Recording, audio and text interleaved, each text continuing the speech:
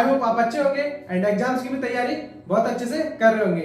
आज हम पढ़ने वाले हैं क्लास 12 इंग्लिश विस्तार का 6th चैप्टर, जिसका नेम है memories of childhood. Memories of childhood यानी कि बचपन की यादें। इस चैप्टर में हमें दो स्टोरीज देखने को मिलती हैं।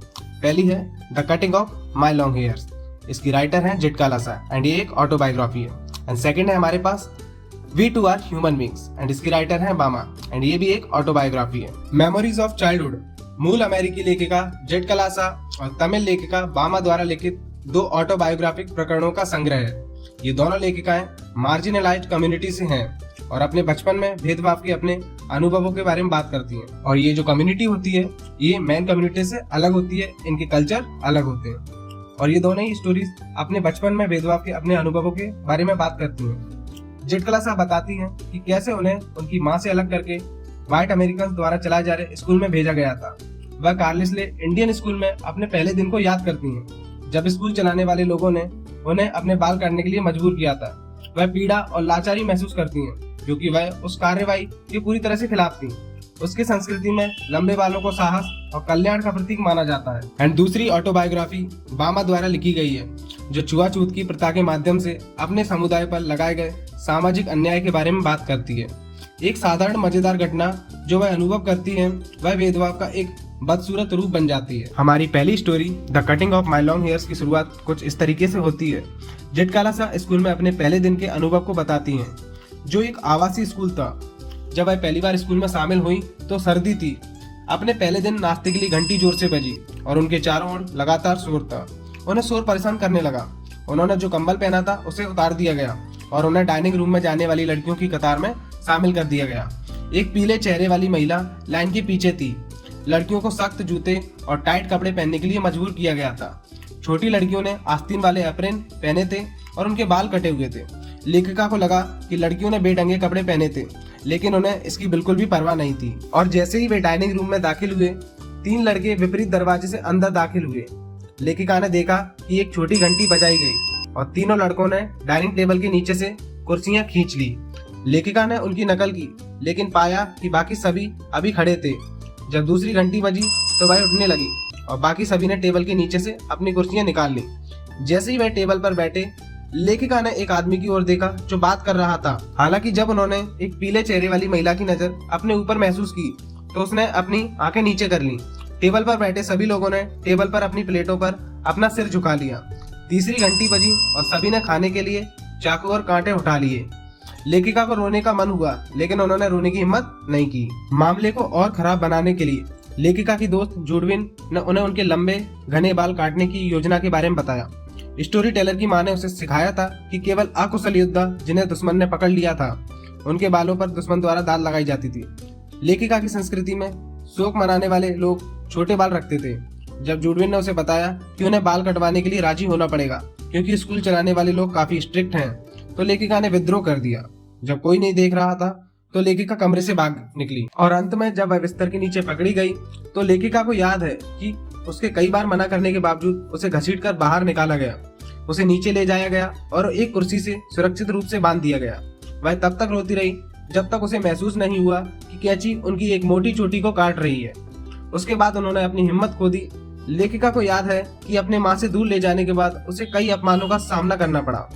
जब उनके बाल काटे गए तो वह अपनी माँ के लिए रोई, लेकिन किसी ने उसकी बात नहीं सुनी क्योंकि वह चरवाहे द्वारा चराए जा रहे कई छोटे जानवरों में से एक के समान थी। मेमोरीज ऑफ चाइल्डहुड की सेकंड स्टोरी है we to are human beings and Bama अपने बचपन के अनुभव को बताती हैं। जब वे अपने पिता के स्थान पर पली बढ़ी थी, वे एक घटना का जिक्र करती हैं जो तब घटी थी जब वे 3 साल की थी। उस समय लोग छुआछूत के बारे में खुलकर बात नहीं करते थे। हमारी लेखिका बामा हर रोज स्कूल से वापस पैदल आती थी। लेखिका को पैदल चलने में इतना मजा आता था कि वे 30 मिनट में वह दूरी तय कर लेती थी, जो वास्तव में 10 मिनट में तय की जा सकती थी। स्कूल से घर लौटते समय उन्हें हर छोटी बड़ी जगह और कार्यक्रम देखने में मजा आता था। वहाँ दुकानें, रेहड़ी पटरी वाले, राजनीतिक सभाएं आदि थी। लेखिका इन चीजों को देखकर मंत्रमुग्ध हो जाती थी। एक दिन वर्णनकर्ता हमेशा की तरह स्कूल से घर लौट रही थी। जब वह अपनी गली में पहुंची तो उन्होंने देखा कि एक खलियान बना हुआ है और जमींदार अपने आदमियों द्वारा किए जा रहे काम पर नजर रख रहा है। खलियान पर काम करने वाले लोग वर्णनकर्ता के समुदाय के थे।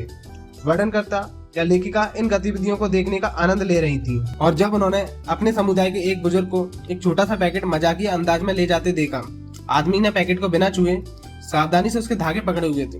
उन्होंने अंदाजा लगाया कि पैकेट में कुछ बढ़िया या हरे केले की भज्जी होगी। उन्होंने तर्क किया कि अगर इसे इस तरह ले जाया गया तो पैकेट खुल सकता है और खाना गिर सकता है। पूरी हरकत उन्हें मूर्खतापूर्ण लगी।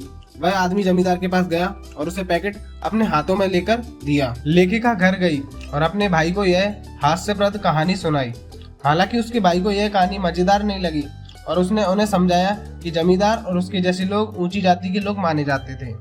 चूंकि बामा के समुदाय के लोगों को छूने से ऊंची जाति के लोग अपवित्र हो सकते थे, इसलिए बुजुर्ग व्यक्ति को पैकेट को उसकी डोरियों से पकड़कर ले जाना पड़ा। वर्णनकर्ता यह सुनकर क्रोधित हो गई और उन्हें यह घटना अब मजेदार नहीं लगी। भोजन को पहले केले के पत्ते में लपेटा गया और उसके बाद रैपिंग पेपर में। उसे विश्वास नहीं हो रहा था कि 2 परतों में लपेटा हुआ भोजन किसी को कैसे घिनौना लग सकता है। उन्हें इतना गुस्सा आया कि वह खुद जाकर उन बड़ों को छूना चाहती थी। कथावाचक को आश्चर्य हुआ कि क्या इन ऊंची जाति के लोगों के पास जो पैसा है उसी कारण वे इस तरह का व्यवहार करते हैं। उन्हें लगा कि उसके समुदाय के लोगों को कभी भी ऊंची जाति के लोगों के लिए काम नहीं करना चाहिए। उन्हें बस अपना काम करना चाहिए, अपना वेतन लेना चाहिए और यहीं छोड़ देना चाहिए। लेखिका का बड़ा भाई जो यूनिवर्सिटी में पढ़ता था, जब छुट्टियों में घर लौटता था तो वह अक्सर किताबें उधार लेने के लिए पास के गांव के पुस्तकालय में जाता था। एक दिन वह सिंचाई के लिए बने तालाब के किनारे टहल रहा था। तभी जमींदार का एक आदमी उसके पीछे आया और उसके बारे में पूछताछ करने लगा। उस आदमी ने सबसे पहले उसका नाम पूछा और फिर उसकी जाति निर्धारित करने के लिए वह गली जहाँ वह रहता था। लेखिका के भाई ने उसे समझाया कि चूंकि वे अछूतों के इस समुदाय में पैदा हुए थे, इसलिए उन्हें सम्मान और गरिमा से वंचित रखा गया था। इसका मुकाबला करने का एकमात्र तरीका खुद को शिक्षित करना था। इस तरह उन्हें पहचान मिलेगी और लोग उनके साथ सार्थक संबंध बनाएंगे। उस दिन उसके भाई ने जो कुछ कहा उसका लेखिका के मन पर गहरा असर हुआ।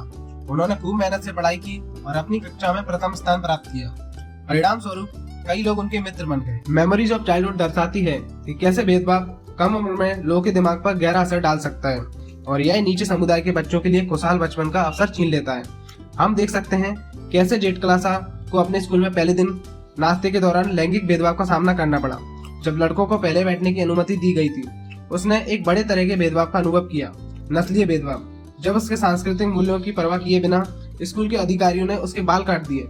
यह कृत्य उसकी पहचान और सांस्कृतिक मूल्यों पर सीधा हमला था। दूसरी, लेखिका बामा को अपनी जाति के आधार पर भेदभाव का सामना करना पड़ता है।